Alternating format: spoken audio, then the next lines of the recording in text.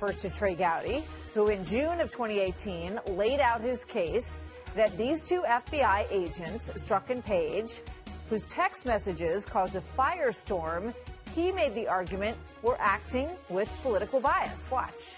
The same Peter Strzok who wrote the bigoted nonsense of Trump. Trump's a disaster. I have no idea how destabilizing his presidency would be. We have the same FBI agent, Lisa Page, and the same FBI agent, Peter Strzok, working on the Clinton email investigation, the Russia probe, and on Mueller's team. Former federal prosecutor and former Oversight Committee chair Trey Gowdy joins me now exclusively. Trey, good to see you tonight. Thank you very much for being here. Yes, ma'am. Thank you. So Lisa Page is tired of being quiet. She said, I'm not going to be quiet anymore. I'm tired of, I get a gut punch, she says, every time I hear the president mention me at a rally or in a tweet. And she wants everybody to know that these were taken out of context. So I want to start by putting some of these up on the screen to remind everybody what these text messages said. Number one, Trump is not ever going to become president, right? Right? Exclamation point, question mark. No, he won't, answered Peter Strzok. We'll stop it.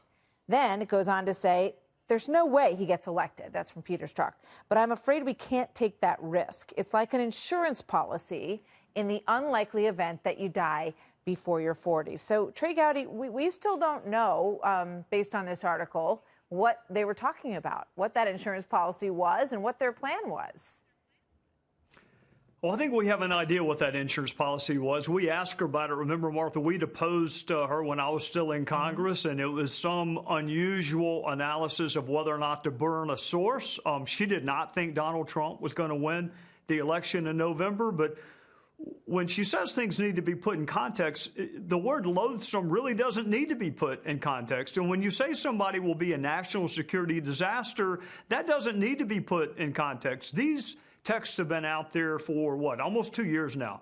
So your viewers are smart enough to read them and know that the lead FBI agent and the lead FBI lawyer were both biased against Donald Trump. That's who was investigating him in 2016. I'm not sure how she thinks context is going to improve that. So you had an exchange with Peter Strzok, who tried to give you some of the context of these text messages, and you kind of shut him down. Here's that moment. It's important to take those texts in the context of how they were written and what they meant. Someone may ask you that question, Agent Strzok, but I didn't. What I can tell you is that text in no way suggested that I or the FBI would take any action to influence the candidacy. That is a fantastic answer to a question nobody asked. So they both say that when you look at the context that, they've been unfairly portrayed, that these text messages were about something other than they appear to be about. Why didn't you want to know more about that in that moment? Well, I'd already spent a day with Peter Strzok before that public hearing, which is one of the longest days of my life. So I've already heard every explanation he has. And when you say we'll stop it, and you want to try to convince people that we really is not the plural for I, that he didn't mean we, he meant something else. I think his explanation to us was, what I meant by that was the American people will stop it. Now, granted, he's not having a conversation with the American people, he's having a conversation with Lisa Page. Martha, they were talking about impeachment before even Adam Schiff was talking about impeachment. Remember, Trump had just won in November, and they're already swapping reading lists, including all the president's men, and musing wantingly about impeachment. This is the same Peter Strzok. Keep in mind, he didn't want to be on an investigation into what a foreign country did to us in 2016. That wasn't enough for him. If it wasn't impeachment, he wanted nothing to do with it. So, again, put yourself in Donald Trump's shoes. You're being investigated.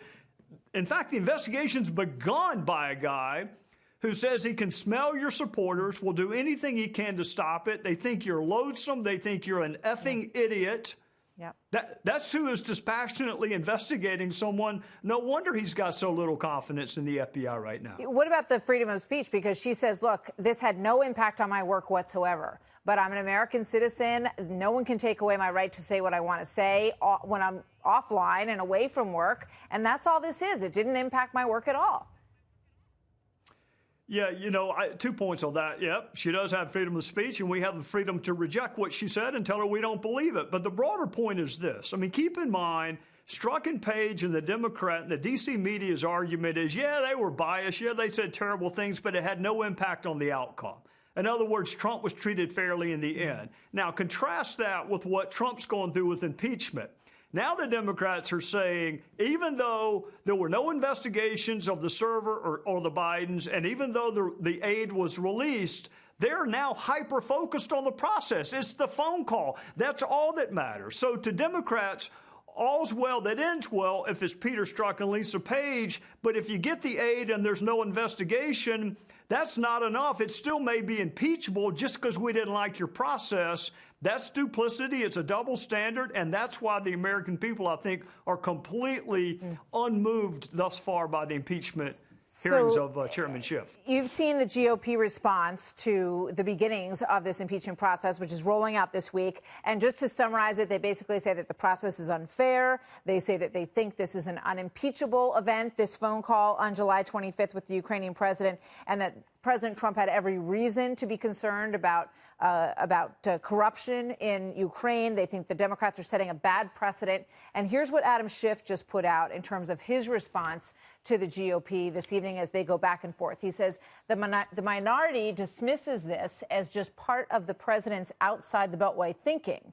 It's more accurately outside the law and Constitution and a violation of his oath of office. Your thoughts on that before I let you go tonight?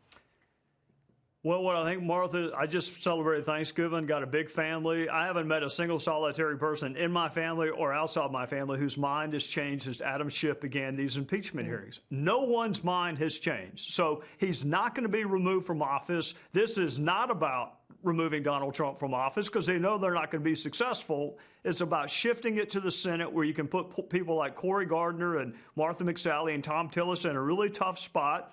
If they can win the Senate, even if they lose the White House in 2020, then he is a neutered president. And I've always thought this is much more about the Senate than it is removing someone from office because they're not going to get a conviction in the Senate trial. All right. Before I let you go, any chance that you're going to become the personal attorney to the president if they make a change in that office with Rudy Giuliani? I would have needed to start a long time ago. Yeah, there are depositions to read. There's evidence to consider. There are witnesses to examine. They haven't even let Pat Cipollone or Jay Sekulow. Those are two really good lawyers. So the president has two really good lawyers.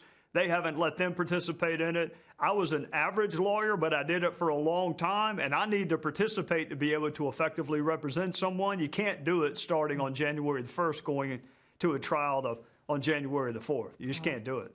Trey Gowdy, we'll be seeing you soon. Thank you very much. Good to see you tonight. Yes, ma'am.